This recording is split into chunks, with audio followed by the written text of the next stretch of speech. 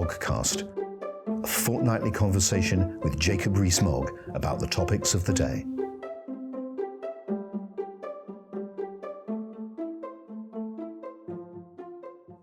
Welcome back after a bank holiday break to another edition of the Moggcast. This is Paul Goodman, editor of Conservative Home, in conversation with Jacob Rees-Mogg. Now, Jacob, before we get on to high and low politics, our readers have an insatiable curiosity to know every detail of your life and will badger me if I don't ask you to know what you did for the royal wedding. Oh, well, I was lucky enough to be able to watch it before going to another wedding. A friend of mine was getting married in Warwickshire, so I watched the royal wedding and much enjoyed it. Played Serban cricket during the Chicago Bishop's homily, where my son, I think, worked out there were 39 runs and 4 wickets, but not all of it did you have the camera on the Reverend. Stop there, stop. What is Serban cricket? For those of our readers who don't know, I've never heard of it. Serban cricket is something you can play when clerics are effusive with their hand movements. And it's difficult to explain on a podcast, but when they wag their finger, that's a wicket. When they extend their arms high and wide, that's a 6. Obviously, when they're just straight wide, that's a wide. And you go through the umpire's signals. I once was at a church in Brazil, and I didn't understand Portuguese, so the only thing to do was to play Serban cricket. And I got through 3 completed innings and was well into the 4th innings before the sermon finished. I didn't see the sermon on Saturday, but I would guess, having read it, I've read the full sermon, and there were a lot of wides and 6s. You're quite right, but the runs came from wides and 6s. There weren't many 4s. You rarely get 4s, actually. What's the 4? How do you do a 4? Well, that's the arm going side to side. Sort of sweep. Yes. That would be pretty rare. I apologise to readers who are champing at the bit too, to hear more about Brexit for this cricketing and wedding interlude. So let's now get on to Brexit after a break of 2 weeks. I want to do this, have this conversation, just by really going back and reviewing much of what's happened during the year, step by step. So, you weren't very happy, were you, with the transition arrangements whereby fishing won't be repatriated at all during the transition and free movement will continue as at present during the transition? No, my greatest concern about it was that it contradicted assurances that had been given by the government very shortly before the transition was agreed. So we were told fishing would not be part of it a few days before, and the Prime Minister on a trip to China had said free movement would not be part of it a few weeks before. And inevitably, it is disconcerting when the government says one thing and then agrees to do another. And in terms of these negotiations, particularly as they're led by somebody who backed Remain, trust is very important, and it's very important that the government maintains faith with those who voted to leave. We've established you weren't very happy about the transition arrangement. Were you any happier about the outcome of the Chequers summit, in which it emerged that we will be aligned in certain regulatory matters with the EU very closely? Some of that's a statement of the obvious, that there are some standards that are international standards that are implemented through the EU that other countries implement anyway, that if you think of car manufacturing regulations, they're the oddly named European Committee of the United Nations. It's not actually a European Committee, it's a United Nations Committee. And those rules are accepted worldwide. So having alignment on things that we were always going to be aligned on and admitting it is not problematic. Aligning more broadly than that would become problematic. I'm going to do something that's rather like Serban cricket, where I'm going to sort of score Jacob Rees-Mogg unhappiness with, or happiness, with various actions the government's done. And it seems to me you were very unhappy about transition. But transition is livable. Less unhappy about the Chequers summit. But transition was livable with on the basis that it ended. Well, we'll come back to that later. I'm just trying to get through what's happened so far without looking ahead. We can start looking ahead later. Then there was the customs partnership idea, which we know was not approved in a cabinet committee meeting. Most members of the cabinet committee concerned don't seem to like it, but it still hasn't been put to bed and is there without a stake through its heart. How do you feel about that? The customs partnership is not leaving the single market and the customs union. It would be a considerable failure of government policy. It's one of those ideas that, before anybody had thought it through, sounded quite attractive, but on any detailed analysis is effectively remaining in the European Union. And I'm surprised that the Prime Minister is still plodding on with this not very satisfactory idea. Well, you're very unhappy with that. That's 2 out of 3. And there's then the idea put around that we'll have to postpone coming out of the customs union beyond the end of transition because the systems won't be ready. Do you think that will happen? And how do you feel about the prospect of it happening? I think for the government to be preparing for failure 2.5 years before the point at which they ought to be ready is just weak. That governments should prepare for success. And if they find shortly beforehand that they need a fallback position, that is when it should be drawn up. But to go into the negotiations to say to Mr. Barnier, we will kowtow before you in every way you possibly want if we cannot get everything ready by the due date, encourages him to say, oh, we'll just kowtow, I'm quite happy, and make no effort to come to a sensible agreement. I think it is a sign of abject weakness. Well, you're very unhappy about the prospect of postponing leaving the customs union. You're very unhappy about the partnership. You're very unhappy about transition. That's 3 of the 4. We now come to the backstop and the agreement apparently reached last week, which does require a bit of explanation to the readers, because the backstop was written into the deal agreed by the government and by the European Union at Christmas. I think it's fair to say that at that point, it seemed somewhat remote. But it now seems to me that it looks a little nearer, in the sense that my understanding is that if you can't get agreement about a trade deal, the backstop kicks in. And that we may not get a trade deal, some people would think it's very unlikely, in a fully fledged form, before Brexit Day on the 29th of March next year. So out we go into this backstop limbo, whereby we're aligned to the rules of the customs union, we're aligned to the rules of the single market. This is effectively what you could call EEA light. Nothing's really changed. If we say to the EU, our backstop position is that we will be the vassal state, why should the EU make any effort to make any arrangement other than for us to be a vassal state? There was always a problem with what was agreed in December, and the problem with having creative ambiguity, which is simply a way of trying to gull voters. Actually, governments should not have creative ambiguity. They should be straight with electorates about what they mean, and they should say what they mean and then do it.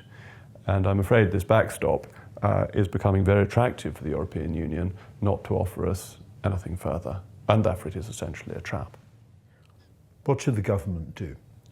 What should the government do? The government should make preparations faster than it is for leaving without a deal. It should be ready to do that because it's an essential part of the negotiation. It's not to say they want to leave without a deal, or even that I want to leave without a deal, but that it would be something a wise government would have spent much more time preparing, and it's been weak about that.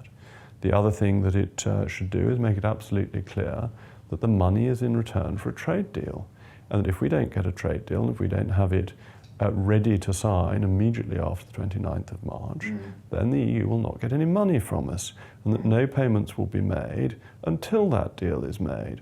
The money is our strongest card, and it seems at the moment to have been given away with nothing in return. So I think we need some backbone in these negotiations, and we need the government to recognise that there is strength in its position.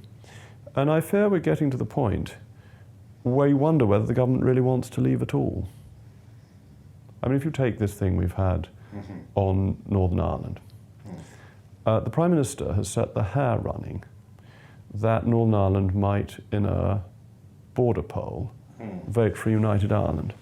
It's quite useful to look at the Belfast Agreement on that, because it says that the Secretary of State shall exercise the power if at any time it appears likely to him that a majority of those voting would express a wish that Northern Ireland should cease to be part of the United Kingdom and form part of United Ireland.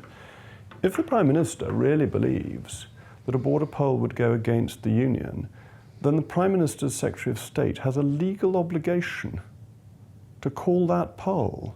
And it is quite extraordinary that Downing Street has set this hare running. It seems very unlikely with all the polling evidence poll out today that only 21% want a united Ireland.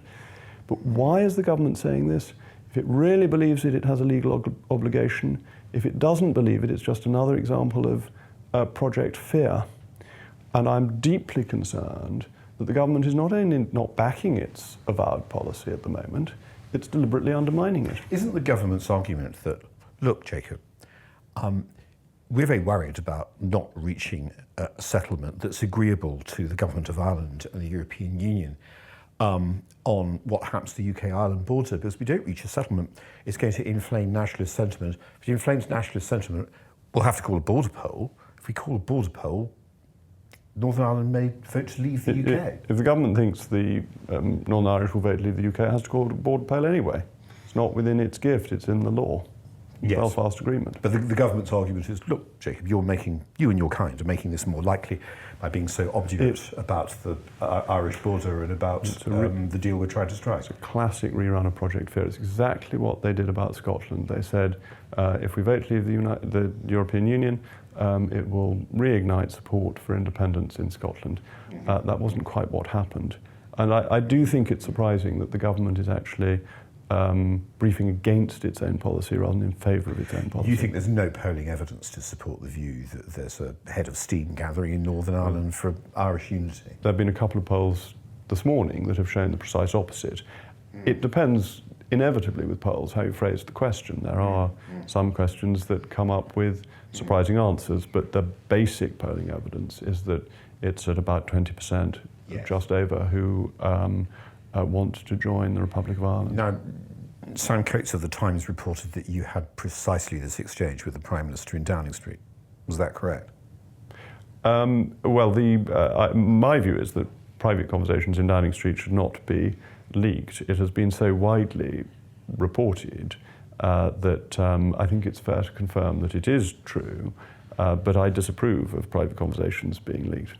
Just a moment ago, before we got into this section of the conversation, you said words to the effect is that you now are beginning to doubt whether the government really wants to leave the EU at all. Now, I think that's the first time in these conversations I've heard you say that.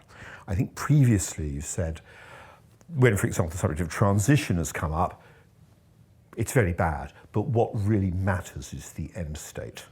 And now you're saying, I'm very worried about the government delivering a proper end state. I am very worried that I think you see that the government's words remain robust and its deeds become weak.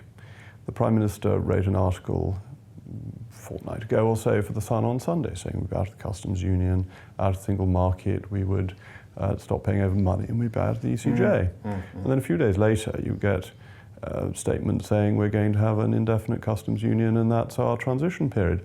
Now, you've got to judge people ultimately by their actions rather than their words. Fine words are well known for not buttering parsnips. And we are not getting our parsnips buttered at the moment. Just to sum it up, I want to see if you agree with the take I've reached, not because I want to reach it, because it's where I think the facts are pointing after looking at the events of recent weeks. In 2016, the position the Prime Minister announced at the Conservative Party conference was, we're moving Article 50, we will be out of ECJ jurisdiction, we're leaving the single market and the customs union. That's a view she clarified at Lancaster House. And the whole framework of the speech was global Britain. We will be free to strike our own trade deals. Now, as I understand the backstop, you effectively remain UK-wide, the government says, within the basic framework of the customs union for as long as the backstop exists. You have something called full alignment, the meaning of which is disputed. But one reading is this is full regulatory alignment. So you're not only in the customs union, you're in effect in the single market for manufactures and agriculture. You are outside the common commercial policy, but inside the common external tariff. So there's no incentive with anyone to strike trade deals because you're bound by the tariffs.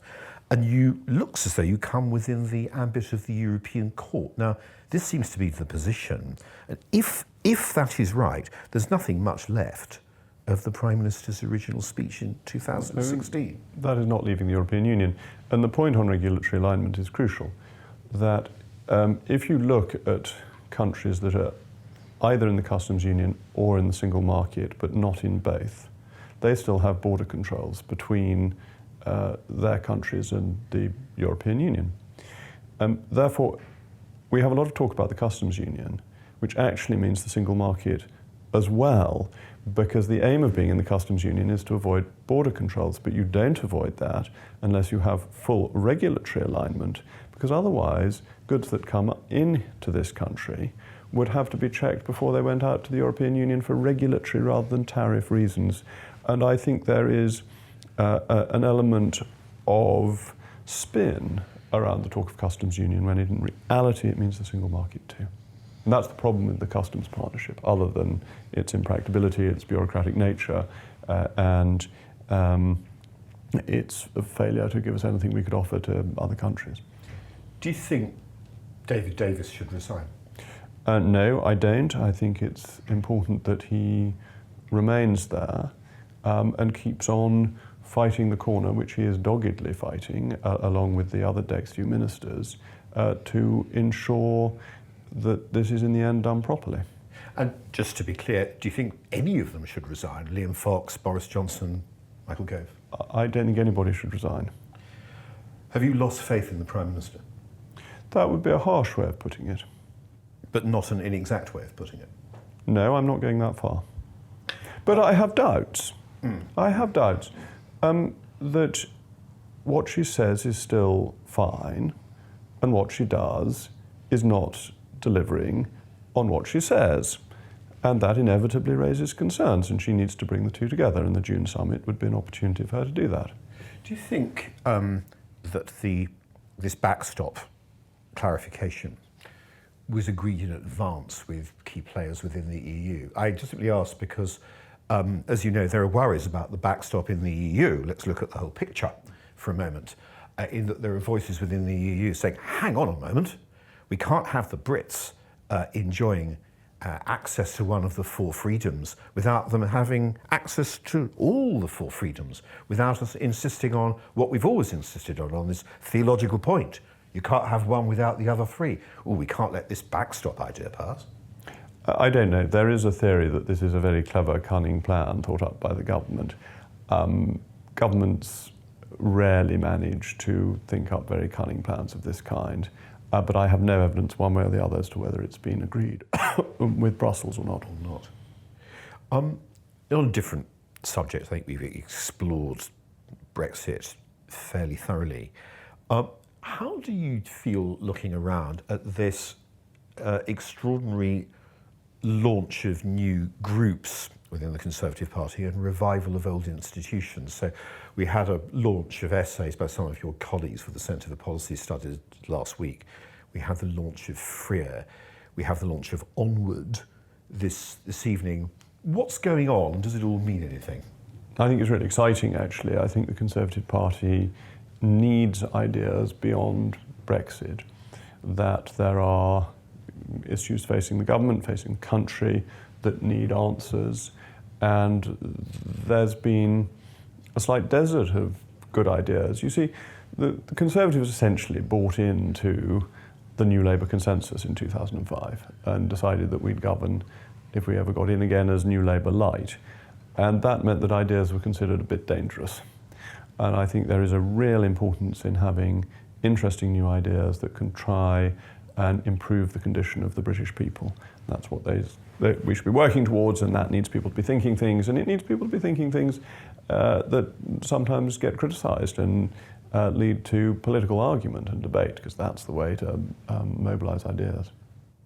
Has any of the ideas any of these groups produced struck you particularly strongly? Have you had a eureka moment, silent upon the peak of Darien, as you gaze upon an idea that the CPS or FREA have produced? Well, it's early days. I mean, we're getting the ideas beginning, we're getting the groups reforming. So no, I don't think there's a eureka moment yet, but perhaps one will come. And it is different, isn't it? You weren't in the Commons then, and we were all even younger than we are today. But in 1995 to 6, my sense is there was a certain exhaustion about the Conservative Party. You were facing Blair, not Corbyn. The Conservatives were a long way behind in the polls. At the moment they're ahead. Things look pretty grim and turned out to be. Whereas in fact, despite this gloomy landscape we were discussing earlier, the Conservatives are not doing at all badly in the polls. No, doing very well in the polls. The local election results were good. The national polling level is very encouraging. This even led to some rather dangerous talk, in my view, of having another snap election, but a fool returneth to his folly comes to mind, and I don't think this folly will be something we return to. But yes, there isn't that sense of tiredness. You're absolutely right. There is a sense that we need new ideas, because the initial part of the coalition and then Conservative government was really putting things right that had been messed up, rather than thinking, how do we develop exciting Conservative ideas? Now is the chance to think, what ideas can we offer to the country? You don't think there'll be a snap election, by the way, do you? I think it's unlikely. Surely your colleagues would go nuts at the very thought of being dragged through another election. Well, I'm not sure that if another election were proposed, the two-thirds majority of MPs to support it would be achieved. And I don't think the government's going to lose a vote of no confidence. So the two routes of getting it, I think, are quite hard to achieve. Where were the nearest set of local government elections to you in Somerset? We've not spoken since the local elections. Somerset wasn't having any load, because I'm a unitary authority and the county council wasn't out. The such work as I did in Westminster. You didn't have any authorities near you in thirds? No. I'm not. Bristol used to go in thirds, but I don't think there was a Bristol election this year. Tell me what you thought about the Westminster result. You just said you were active there, because on Con Home we've had a look at what happened in Barnet, we've had a look at what happened in Trafford. I think we're going to have a look at what happened in Wandsworth. We've not really put Westminster under the magnifying glass. So tell me about your impressions of what happened in what Labour rather unwisely talked up as a key target for them. Well, we almost lost Westminster in 1986. And at the low point of Conservative fortunes, even Westminster is a risk. And the Conservatives in Westminster, and I'm biased because I used to be chairman of the City of London Westminster Conservative Association, have done a remarkable job in making a city that could very easily not be conservative, consistently conservative, and winning council seats with a large quantity of social housing in them. So Westminster Conservatives have done a really good job, and they did again. They campaigned very hard, very effectively, and held on pretty comfortably. It was much, much better than 1986. Which result there at ward level was most impressive from a Conservative point of view? That's always hard to say, and I know Westminster South better than Westminster North, but in the Churchill ward, one of the Labour councillors had become a Conservative, and he was successfully re-elected, which was important in a ward that would naturally be Labour. I'm going to go back for a minute to Onward, who will have launched and be going onward and upward by the time this podcast is broadcast. They're placing enormous stress, I mean, rightly, as so many people do, on housing. If you were Secretary of State for Housing and you had free rein, what would you do? well, start at the beginning and look at the 1947 Town and Country Planning Act. The idea that centralised state planning is ever going to lead to solutions is a false one, as we know in other areas where the state has tried to plan and provide doesn't work. So you want to go back to first principles. You then want to think, what do people actually want? And then you have to try and work out how you deliver it. And you have to make sure that it looks nice. Because I think we have far too much housing that is built simply to squeeze as much housing into a small space as possible, because the row over getting any extra land for planning permission is so great. I think you need to revisit the green belt, because a lot of green belt is not very nice land. It's not area of outstanding natural beauty. Actually, Labour MP said that. She said that she thinks 1 million houses could be built in London on essentially scrub green belt. Now, I haven't looked acre by acre at this land, but I think that's something we should be thinking about. But I also think we should reverse the trend to build smaller houses at greater density and go back to giving people a little bit more space and lower density, and actually using a little bit more land for it, because a garden is just as much a green space as a field is. And what people have consistently said they want in surveys going back to the 1940s are houses with gardens. I'm making a resolution next time we come back, regardless of what's happening with Brexit, to return to housing, because what you've just said about challenging the premise on which we work, the act passed by the post-war Labour government and the Green Belt, is so interesting. It deserves a bit of knockabout. Sadly, it's all we have time for this week, other than for me to say, as usual, Jacob, thank you very much. Well, and thank you for all you've been writing. I was very concerned to read that I was a toad in a pan of increasingly warming water, and I shall do my best to jump out. The readers and others will note that with due care. Thank you very much. The Moggcast, a fortnightly conversation with Jacob Rees-Mogg about the topics of the day.